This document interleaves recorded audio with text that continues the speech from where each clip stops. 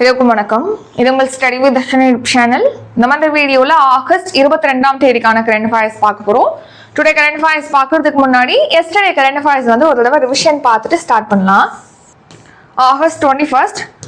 So ஒவ்வொரு கொஸ்டினுக்கும் answer comment பண்ண ஆரம்பிச்சிருங்க. ஃபர்ஸ்ட் கொஸ்டின், பெண்களுக்கான இந்தியாவின் முதல் தேசிய செயற்கை நுண்ணறிவு கல்வி அறிவு இயக்கம் எது? Answer Yashoda AI. தென்மண்டல குழு கூட்டம் எங்கு நடைபெற்றது? ஆன்சர் சென்னை. ஸோ இந்த தென்மண்டல குழு கூட்டம் 31st எடிஷன். நான் நேற்று 11th எடிஷன் சொல்லியிருப்பேன், கொஞ்சம் மாற்றிக்கோங்க. அடுத்து, சிங்கப்பெண் கடன் திட்டத்திற்கு எத்தனை கோடி நிதி ஒதுக்கப்பட்டுள்ளது? ஆன்சர் 7015 கோடி. சமீபத்தில் கடல்சார் பாதுகாப்பு ஒத்துழைப்பு ஒப்பந்தம் எந்த இரு நாடுகளுக்கு இடையே மேற்கொள்ளப்பட்டுள்ளது? ஆன்சர் இந்தியா மற்றும் ஜப்பான் இடையே அந்த அக்ரிமெண்ட் சைன் பண்ணியிருக்காங்க. குடியுரிமை 3வது திருத்த விதிகள் 2026 கீழ் குறிப்பிட்ட பகுதிகளில் வெளிநாட்டவர்களுக்கு குடியுரிமை வழங்கும் அதிகாரம் யாருக்கு வழங்கப்பட்டுள்ளது? ஆன்சர் மாவட்ட ஆட்சியர், டிஸ்ட்ரிக்ட் கலெக்டர். வங்கதேசத்தின் புதிய அதிபராக தேர்ந்தெடுக்கப்பட்டுள்ளவர் யார்? ஆன்சர் மிர்ஷா ஃபக்ருல் இஸ்லாம் ஆலம்கீர். உலக அளவில் மக்கானா உற்பத்தியில் முதலிடம் வகிக்கும் நாடு எது? Answer India. உலக கொசு தினம் எந்த நாளில் அனுசரிக்கப்படுகிறது? ஆன்சர் ஆகஸ்ட் 20 தான் இந்த கொசு தினமானது செலிப்ரேட் பண்றோம். ஒண்டி வீரனின் நினைவு தினம் எந்த நாளில் அனுசரிக்கப்படுகிறது? ஆகஸ்ட் 20. இந்தியாவின் நம்பர் 1 செஸ் வீரராக உருவெடுத்துள்ளவர் யார்? ஆன்சர் பிரக்யானந்தா. இப்படியோட கரண்ட் அஃபேர்ஸ் பார்க்கலாம். August 22 today current affairs. So அதுக்கு முன்னாடி ஒரு குவாட் பார்த்துட்டு நம்ம ஸ்டார்ட் பண்ணலாம். However life difficult may seem, but there is always something you can do and succeed it. அதாவது என்னன்னா, வாழ்க்கை எவ்வளவு கடினமாக இருந்தாலும் அதில் வெற்றிக்கான வழி அப்படிங்கிறது இருக்கவே செய்கிறது. நம்ம லைஃப் எவ்வளோ டிஃபிகல்ட்டாக இருக்குன்னா, நிறைய பேர் டிஃபிகல்ட்டான லைஃப்பை தான் தாண்டி சக்ஸஸ்ஃபுல்லான லைஃப்பை இப்போ லீட் பண்ணிட்டு இருக்காங்க. அது நம்ம கண்ணுக்கு முன்னாடியே நிறைய பேர் பார்த்துட்டு இருக்கோம். நம்ம பக்கத்து வீட்டுக்காரங்களா இருக்கலாம், இல்லைன்னா நம்ம வீட்டில் நம்ம அம்மா அப்பாவே ஒரு டிஃபிகல்ட்டான லைஃப்பை தாண்டி தான் ஒரு சக்சஸ்ஃபுல்லான லைஃபுக்கு வந்திருப்பாங்க. இன்னும் வரல அப்படின்னா இனிமே வர போறாங்க. அந்த மாதிரி தான் எப்போதுமே வெற்றிக்கான வழி நம்ம வாழ்க்கையில இருந்துகிட்டே தான் இருக்கு. நம்ம அந்த வழியை சூஸ் பண்ணி நம்ம போக வேண்டியது தேவை.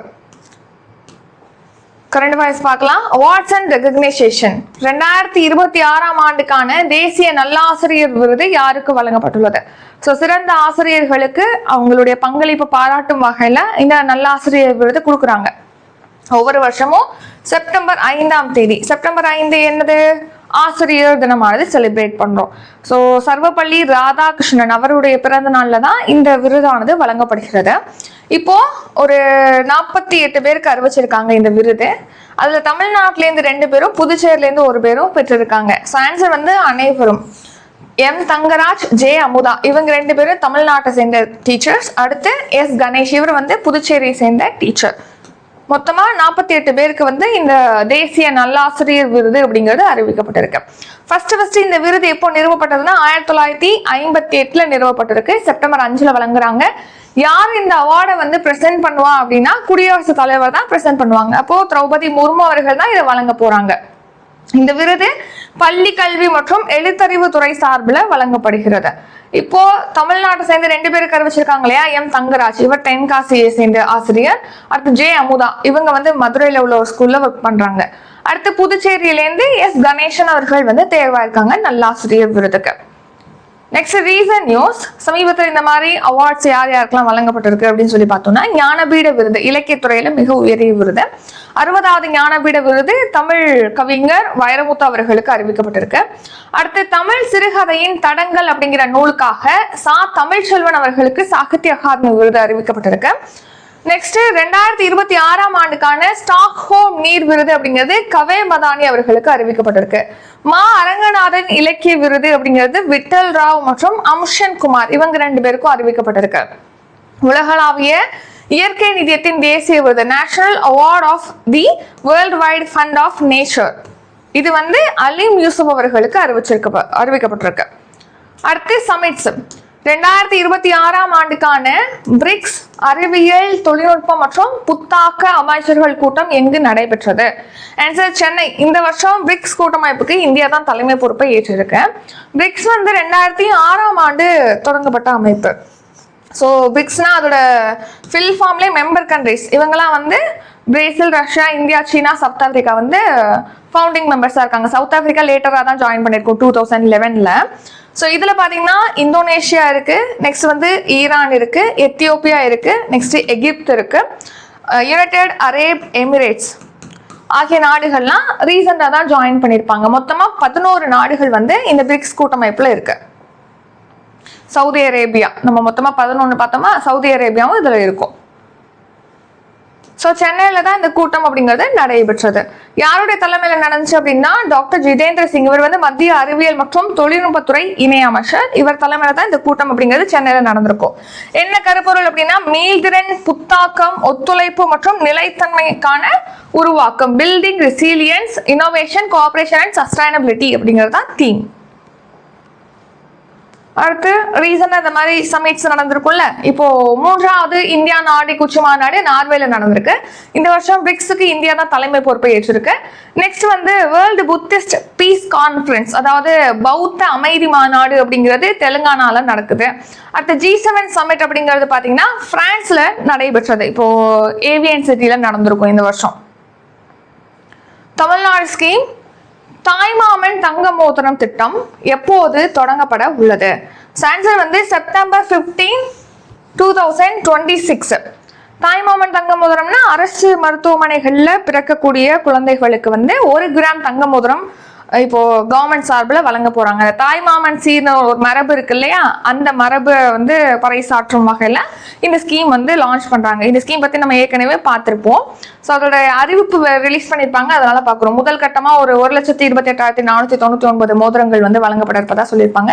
இம்பார்ட்டன்ட் கிடையாது, இது வந்ததுனால தான் இதை நம்ம பார்க்குறோம். சரிங்களா? இப்போ 2026ஆம் ஆண்டு இந்த வருஷம் ஜூன் 22ஆம் தேதி வரைக்கும் கவர்மெண்ட் ஹாஸ்பிட்டல் பிறந்திருப்பாங்க இல்லையா, அதாவது அந்த டேட்லேருந்து அது வரைக்கும்ல, அந்த டேட்லேருந்து இப்போ வரைக்கும் கவர்மெண்ட் ஹாஸ்பிட்டலில் பிறந்திருப்பாங்க இல்லையா, அந்த குழந்தைகளுக்காக தான் அந்த 1 கிராம் தங்க மோதிரம் அப்படிங்கிறது வழங்க போறாங்க. தமிழகத்தில் புதிதாக எத்தனை போக்சோ நீதிமன்றங்கள் அமைக்கப்பட உள்ளன? ஆன்சர் 17 போக்சோ நீதிமன்றங்கள் அப்படிங்கிறது அமைக்க போறாங்க. அதாவது இந்த போக்சோ அப்படிங்கிறது இந்த சட்டமானது 2012ஆம் ஆண்டு இயற்றப்பட்டது. இப்போ இந்த ஸ்கீம் கீழே பாத்தீங்கன்னா 18 வயதுக்கு உட்பட்ட எல்லாருமே குழந்தைகள் அப்படின்னு சொல்லிட்டு கருதப்படுறாங்க. இப்போ இந்த ஸ்கீம் வந்து 18 வயதுக்கு உட்பட்ட ஆண் குழந்தைகள், பெண் குழந்தைகள் இவங்க 2 பேருக்கும் எதிரான பாலியல் வன்கொடுமை நடக்குது அப்படின்னா அதுக்கான கடும் தண்டனைகள் விதிக்கிற வகையில தான் போக்சோ சட்டம் அப்படிங்கிறது ஏற்றிருப்பாங்க. இந்த போக்சோ சட்டத்தின் கீழ் பதிவாகக்கூடிய வழக்குகளை விசாரிக்கிறதுக்காக தான் இந்த 17 நீதிமன்றங்கள் இப்போ அமைக்கப்பட இருப்பதா சொல்லியிருக்காங்க. இப்போ நம்ம தமிழ்நாட்டில் யார் சொல்லியிருப்பாங்கன்னா அமைச்சர் CT.R. நிர்மல்குமார் வந்து தெரிவிச்சிருப்பாங்க. Next national current affairs. கைபேசி உற்பத்தி திட்டத்திற்கு எத்தனை கோடி நிதி ஒதுக்கப்பட்டுள்ளது? ஆன்சர் 62,500 கோடி ஒதுக்கி இருக்காங்க. இப்போ கைபேசி உற்பத்தி திட்டம் நம்ம நாட்டுக்குள்ளே மொபைல் போன்ஸ் வந்து மேனுஃபேக்சர் பண்றதுக்கான scheme, mobile phone manufacturing scheme. இது வந்து நெக்ஸ்ட் 5 இயர்ஸ்க்கு செயல்படுத்த போறாங்க. இதுல 2 கேட்டகரி இருக்கு, அதாவது 2 பிரிவா செயல்படுத்த போறாங்க. ஃபர்ஸ்ட் என்னன்னா இந்தியால கைபேசி உற்பத்தியை அதிகப்படுத்தணும். இன்னொன்னு நம்ம நாட்டு நிறுவனங்கள் இருக்கு இல்லையா, உள்நாட்டு நிறுவனங்கள், இந்தியாவுடைய பிராண்ட் இருக்கு இல்லையா, அதை வந்து மேம்படுத்தணும் அப்படிங்கிறத 2 செக்ஷனா இந்த ஸ்கீம் வந்து இம்ப்ளிமெண்ட் பண்றாங்க. நம்ம ஆல்ரெடி கைபேசி உற்பத்தியில பாத்தீங்கன்னா மிகப்பெரிய நாடாக நம்ம இந்தியா 2வது பிளேஸ்ல இருக்கோம். நம்ம நாட்டுல 90% மேல கிட்டத்தட்ட 99% மொபைல் போன்ஸ் பாத்தீங்கன்னா நம்ம யூஸ் பண்றது நம்ம நாட்டிலே உற்பத்தி செய்யப்பட்டதான் அப்படின்னு தெரிவிக்கிறாங்க. ஸோ இப்போ மத்திய மின்னணு மற்றும் தகவல் தொழில்நுட்பத்துறை அமைச்சகமானது 62,500 கோடியில கைபேசி உற்பத்தி திட்டத்தை நெக்ஸ்ட் 5 இயர்ஸ்க்கு இம்ப்ளிமெண்ட் பண்ண போறாங்க. இந்தியாவில் வடிவமைக்கப்பட்ட கைபேசிகளை உருவாக்கணுங்கிறது தான் முக்கியமான நோக்கம். இந்தியாவில் கைபேசி உற்பத்தியை அதிகப்படுத்தணும், அதே மாதிரி இந்தியாவில் உள்ள பிராண்டுக்கு வந்து ஆதரவு கொடுக்கணும் அப்படிங்கிறது தான் இதோட நோக்கம். ஒரு 60,000 வேலை வாய்ப்புகளை இந்த ஸ்கீம் கீழே உருவாக்குறதுக்கு டார்கெட் வச்சிருக்காங்க. இந்த 5 இயர்ஸ்ல பாத்தீங்கன்னா 39 லட்சம் கோடி மதிப்பிலான கைபேசிகளானது உற்பத்தி செய்யப்படும் அப்படின்னும் இலக்கு வச்சிருக்காங்க. அடுத்த ரீசன் நியூஸ். PM சூர்யா கர் முஃப்தி பிஜிலி யோஜனா. இது என்னன்னா 1 கோடி வீடுகளுடைய மேற்கூரைகள்ல சோலார் பேனல்ஸ் அமைச்சு மின்சாரம் உற்பத்தி செய்யணும். அதன் மூலமா மின்சாரம் உற்பத்தி செய்யறாங்க அப்படின்னா அவங்களுக்கு 300 யூனிட் வரைக்கும் இலவசமா மின்சாரம் கொடுப்பாங்க. பிளஸ் அவங்க எக்ஸ்ட்ரா அவங்க தயாரிக்கக்கூடிய அந்த மின்சாரத்தை நம்ம விற்பனை செஞ்சும் அவங்க வந்து லாபம் ஈட்ட முடியும். அந்த சோலார் பேனல்ஸ் அமைக்கிறதுக்கு மானியமும் கொடுக்குறாங்க கவர்மெண்ட். நெக்ஸ்ட் பிரதம மந்திரி விஸ்வகர்மா யோஜனா. இப்போ 18 வகையான பாரம்பரியமான தொழில், கைவினை தொழில செய்யக்கூடிய, அதாவது குயவர், தச்சர் அப்படின்னு சொல்லி பாரம்பரியமாக கைவினை தொழில் செய்வாங்க இல்லையா, 18 வகையான பாரம்பரிய தொழில் செய்யறவங்களுக்கு அவங்களுக்கு நிதி உதவி கொடுக்கறது, அவங்களுடைய இப்போ ஒரு பானை செஞ்சுட்டாங்கன்னா அதுக்கு பிராண்டிங் உதவிலாம் பண்றது, அதை விற்பனை செய்வதற்கான, சந்தைப்படுத்துவதற்கான உதவி, திறன் பயிற்சி இதெல்லாமே கொடுக்குறாங்க இந்த ஸ்கீம்ல. ஸோ இந்த ஸ்கீம்ல பயன்பெறணும்னா குறைந்தபட்ச வயது 18 வயசுல உள்ளவங்க இந்த ஸ்கீம்ல இணையலாம். அடுத்து லக்பதி திதி திட்டம். ஸோ இப்போ சுய உதவி குழுக்களை சேர்ந்த பெண்களுக்கு பார்த்தீங்கன்னா தொழில் தொடங்கி அதன் மூலமாக நேரில் அவங்க 1 lakh வரைக்கும் சம்பாதிக்கிற வகையில் அவங்க வரணும் அப்படிங்கிறதுக்காக, அதிகாரம் அளிக்கணும் அப்படிங்கிற வகையில் இந்த ஸ்கீம் லான்ச் பண்ணியிருக்காங்க. லட்சாதிபதிகளாக பெண்களை மாற்றணுங்கிறதுக்காக. Central government scheme. PM Asha திட்டம் எந்த ஆண்டு தொடங்கப்பட்டது? 2018ஆம் ஆண்டு தான் PM ஆஷா திட்டம்ங்கிறது லான்ச் பண்ணியிருப்பாங்க. அதாவது பாத்தீங்கன்னா இப்போ விவசாயிகள் இருக்காங்க இல்லையா, அவங்க ஒரு விளைவிக்கிறாங்கன்னா அதுக்கு ஏற்ற லாபம் கிடைக்கணும். அப்படி கிடைக்கிறதால விவசாயிகளுக்கு ஒரே டைம்ல பாத்தீங்கன்னா தக்காளி எல்லாம் ஒரே சீசன்ல அதிகமா விளைஞ்சிரும், மார்க்கெட் பிரைஸ் ரொம்ப கம்மியாயிரும், இவங்களுக்கு லாபம் கிடைக்கிறத விட நஷ்டம் தான் வரும் விவசாயிகளுக்கு. அதனால விவசாயிகள் விரக்தியில என்ன பண்ணிடுறாங்க, குளத்துல பழத்தை கொட்டுறது, இல்லைன்னா ரோட்ல தக்காளியில கொட்டுறது, இந்த மாதிரி விளை பொருட்களை கொட்டுறாங்கன்னு சொல்லி நியூஸ்ல பாக்குறோம். இந்த நிலையை தடுக்கணும், விவசாயிகளுக்கு உரிய விலை கிடைக்கணும், அவங்களுடைய வருமானத்தை நிலையான வருமானமாக உறுதிப்படுத்தணுங்கிறதுக்காக தான் இந்த PM ஆஷா ஸ்கீம். அதாவது இதோட ஃபில் ஃபார்ம் பிரதான் மந்திரி அன்னதாதா ஏ சன்ரக்ஷன் அபியான் அப்படிங்கிறதா இதோட ஃபில் ஃபார்ம். 2018 லான்ச் பண்ணிருப்பாங்க. இந்த ஸ்கீம் படி இப்போ மினிமம் சப்போர்ட் பிரைஸ், குறைந்தபட்ச ஆதரவு விலை அப்படின்னு சொல்லிட்டு கவர்மெண்டே ப்ரொக்யூர் பண்றாங்க, அந்த கொள்முதல் செய்யறாங்க. விவசாய பொருட்களை நம்ம பார்த்திருப்போம். அது எல்லா விவசாயிகளுக்கும் அந்த மாதிரி பண்ண முடியாது, ஓரளவுக்கு கவர்மெண்ட் கொள்முதல் செய்வாங்க. அப்படி இல்லாம மார்க்கெட் பிரைஸ் கம்மியா இருக்கு, விவசாயிகளுக்கு மினிமம் சப்போர்ட் பிரைஸை விட இவங்க குறைவாக தான் மார்க்கெட்ல விற்கிற மாதிரி மற்ற மாநிலங்கள்ல மற்ற விவசாயிகளுக்கு நிலை இருக்கு இல்லையா. அப்படி இருக்கும்போது இவங்க இப்போ தக்காளி மார்க்கெட்ல 10 ரூபாய்க்கு தான் 1 கிலோன்னு போகுதுன்னு வச்சுக்கோங்க. மினிமம் சப்போர்ட் பிரைஸ் அப்படிங்கிறது ஒரு 20 ரூபாய்னு வச்சிருக்காங்கன்னா இந்த விவசாயிக்கு அந்த கேப்பை கொடுத்துருவாங்க. இப்ப 10 ரூபாய் அவங்களுக்கு வேரி ஆகுது இல்ல, நட்டம் ஆகுது இல்ல, மினிமம் சப்போர்ட் பிரைஸோட ஒப்பிடும் போது மார்க்கெட் பிரைஸ் 10 ரூபாய் இருக்கும்போது 10 ரூபாய் நட்டம் ஆகுது இல்ல, அந்த 10 ரூபாயை கவர்மெண்டே கொடுத்துருவாங்க இந்த ஸ்கீம் படி. இந்த மாதிரி ஒரு சில கூறுகள்ல இந்த ஸ்கீம்ல இருக்கு. MS அதாவது மினிமம் சப்போர்ட் பிரைஸ் அதை விட கம்மியா இருக்கும்போது அதுக்கான ஈடு கொடுக்கறது, இந்த மாதிரி பிரைசிங் சப்போர்ட் ஸ்கீமாக இது செயல்படுத்துறாங்க. பருப்பு வகைகள், எண்ணெய் வித்துகள், கொப்பரை, இந்த மாதிரி MSPல கொள்முதல் செய்யறாங்க இல்லையா, அதுலயும் கொள்முதல் செய்யாம ரிமைனிங் உள்ள விவசாயிகளுக்கு பிளஸ் அவங்களுக்கு பிரைஸ் சப்போர்ட்டும் கொடுக்குறாங்க. இந்த வருஷம் 7200 கோடி இதுக்கு செலவாகும் அப்படின்னு சொல்லிட்டு கணிக்கப்பட்டிருக்கு. வேளாண்மை மற்றும் விவசாயிகள் நல அமைச்சகத்தின் சார்பில் இந்த ஸ்கீம் செயல்படுத்தப்படுகிறது. Next appointment.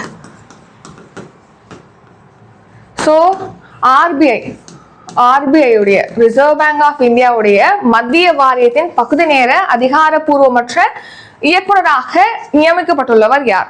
Answer Somnath Anand Mahindra. இவங்க 2 பேரையும் இப்ப அப்பாயிண்ட் பண்ணிருக்காங்க. ரிசர்வ் பேங்குடைய சென்ட்ரல் போர்டுடைய நான் அபிஷியல் அப்புறம் பார்ட் டைம் டைரக்டரா இவங்க 2 பேரையும் அப்பாயிண்ட் பண்ணிருக்காங்க. சோம்நாத் அப்புறம் ஆனந்த் மஹிந்திரா RBI உடைய மத்திய வாரியத்துடைய பகுதி நேர அதிகாரப்பூர்வமற்ற இயக்குநர்களாக 4 இயர்ஸ்க்கு இவங்க இருப்பாங்க, சோம்நாத்தும் ஆனந்த் மஹிந்திராவும். சோம்நாத் அவர்கள் இஸ்ரோவுடைய முன்னாள் தலைவர் இருந்தவர். இப்போ இஸ்ரோவுடைய தலைவர் யார்? இதுக்கான ஆன்சரை கமெண்ட் பண்ணுங்க, இது உங்களுக்கான கொஸ்டின். ஆனந்த் மஹிந்திரா மஹிந்திரா குரூப் உடைய தலைவர் தான் ஆனந்த் மஹிந்திரா. RBI அப்படிங்கிறது RBI ஆக்ட் 1934 கீழே நிறுவப்பட்டதா RBI. இந்திய தலைமை தேர்தல் ஆணையராக இப்போ இருக்கிறவங்க யாருன்னா ஞானேஷ்குமார். நேபாள நாட்டுடைய புதிய பிரதமர் பாலேந்திர ஷா பாலன். தேசிய பிற்படுத்தப்பட்டோர் ஆணையத்துறை தலைவர் சாத்வி நிரஞ்சன் ஜோதி. அடுத்து இந்திய கடற்படையுடைய புதிய தளபதியாக கிருஷ்ணா சுவாமிநாதன் அப்பாயிண்ட் பண்ணிருக்காங்க. அடுத்து இந்திய வானிலை ஆராய்ச்சி மைய தலைவராக மிருத்யுஞ்சய் மோகபத்ரா அப்பாயிண்ட் பண்ணிருக்காங்க. அடுத்து இம்பார்ட்டன்ட் டே, பயங்கரவாதத்தால் பாதிக்கப்பட்டவர்களை நினைவு கூறும் சர்வதேச நாள் எந்த நாளில் அனுசரிக்கப்படுகிறது?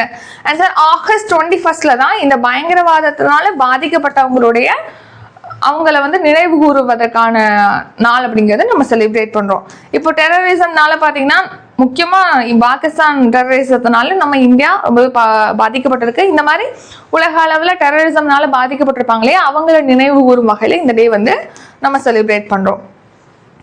ஆகஸ்ட் 21 ஐக்கிய நாடுகள் பொது சபையினால தான் இது நிறுவப்பட்டது. தீம் என்ன அப்படின்னா நினைவின் மூலம் குணப்படுத்துதல், ஹீலிங் த்ரூ மெமரி அப்படிங்கறதான் தீம். ஆபீஸ்வரி சமீபத்தில் காலமான சவுகார் ஜானகி கீழ்கண்ட எதனுடன் தொடர்புடையவர்? ஆன்சர் நடிகை. ஸோ சவுகார் ஜானகி இவங்க வந்து ஒரு தெலுங்கு படத்துல சவுகார் அப்படிங்கிற படத்துல தான் ஃபர்ஸ்ட் அறிமுகமாயிருப்பாங்க. ஸோ அதனால தான் இவங்க சவுகார் ஜானகின்னு சொல்லிட்டு அழைக்கப்படுறாங்க. இவங்களுக்கு பத்மஸ்ரீ விருது 2022 வழங்கப்பட்டிருக்கு. கலைமாமணி விருது, நந்தி விருது, வாழ்நாள் சாதனையாளர் விருது உள்ளிட்ட விருதுகளையும் சவுகார் ஜானகி வந்து வின் பண்ணியிருக்காங்க. அடுத்து ஷார்ட்ஸ் கரண்ட் அஃபேர்ஸ். இப்போ தேசிய வாழை ஆராய்ச்சி நிறுவனம் பார்த்தீங்கன்னா 2 புதிய வாழை ரகங்களை இன்ட்ரடியூஸ் பண்ணியிருக்காங்க. காவிரி தங்கம், காவிரி நாடன் அப்படின்னு சொல்லிட்டு. நெக்ஸ்ட் வந்து இப்போ இந்த கலை நிகழ்ச்சிகள்லாம் இருக்கு இல்லையா, நம்மளுடைய நாட்டுப்புற நிகழ்ச்சிகள் இந்த மாதிரி தமிழகத்துல வந்து நடத்தப்படுது இல்லையா, கிராம தெய்வங்களுடைய பெருமைகளையும் அவங்களுடைய வழிபாட்டு சிறப்புகளையும் காண்பிக்கிற வகையில மறுபடியும் கொண்டு வர்ற வகையில அதுக்கான நிகழ்ச்சிகள் வந்து நடத்தப்படும் அப்படின்னு சொல்லியிருக்காங்க. அதன்படி கிராம தெய்வ கலை விழா அப்படிங்கிறது செலிப்ரேட் பண்ணுவாங்க, தமிழ்நாட்டில் செலிப்ரேட் பண்ண போறதா சொல்லியிருக்காங்க. அடுத்த ஆகஸ்ட் 22 கரண்ட் அஃபேர்ஸ் ரிவிஷன் பார்க்கலாம். அதுக்கு முன்னாடி இன்னைக்கு தான் வந்து எஸ்ஏ பேட்சில் ஜாயின் பண்றதுக்கு லாஸ்ட் டேட்டு. அடுத்த ஆகஸ்ட் 25 பிசி பேட்ச் வந்து ஸ்டார்ட் ஆகுது. செப்டம்பர் 5 மேக்ஸ் பேட்ச் ஸ்டார்ட் ஆகுது, ஜிஎஸ் பேட்ச் ஸ்டார்ட் ஆகுது, current affairs test batch start ஆகுது. இந்த அப்கமிங் டெஸ்ட் பேட்ச் பற்றி டீட்டெயிலாம் டிஸ்கிரிப்ஷனில் கொடுத்துருக்கோம், செக் பண்ணி பார்த்துக்கோங்க. இப்போ ரிவிஷன் பார்க்கலாம். 2026 ஆண்டுக்கான தேசிய நல்லாசிரியர் விருது யாருக்கு அறிவிக்கப்பட்டுள்ளது? ஆன்சர் அனைவரும். M Thangaraj, J Amudha, S Ganesan.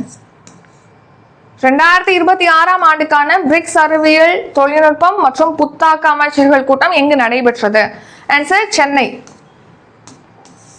தாய்மாமன் தங்க மோதிரம் திட்டம் எப்போது தொடங்கப்பட உள்ளது? செப்டம்பர் 15, 2026. தமிழகத்தில் புதிதாக எத்தனை போக்சோ நீதிமன்றங்கள் அமைக்கப்பட உள்ளன? ஆன்சர் 17 நீதிமன்றங்கள். கைபேசி உற்பத்தி திட்டத்திற்கு எத்தனை கோடி நிதி ஒதுக்கப்பட்டுள்ளது? ஆன்சர் 62,500 கோடி. பிஎம் ஆஷா திட்டம் எந்த ஆண்டு தொடங்கப்பட்டது? ஆன்சர் 2018 ஆண்டு. மத்திய வாரியத்தின் அதாவது ஆர்பிஐ உடைய மத்திய வாரியத்தின் பகுதி நேர மற்றும் அதிகாரப்பூர்வமற்ற இயக்குநராக நியமிக்கப்பட்டுள்ளவர் யார்? ஆன்சர் சோம்நாத் மற்றும் Anand Mahindra. Answer option A and B. பயங்கரவாதத்தால் பாதிக்கப்பட்டவர்களை நினைவு கூறும் சர்வதேச நாள் எந்த நாளில் அனுசரிக்கப்படுகிறது? Answer August 21. சமீபத்தில் காலமான சவுகார் ஜானகி கீழ்கண்ட எதனோடு தொடர்புடையவர்? ஆன்சர் நடிகை.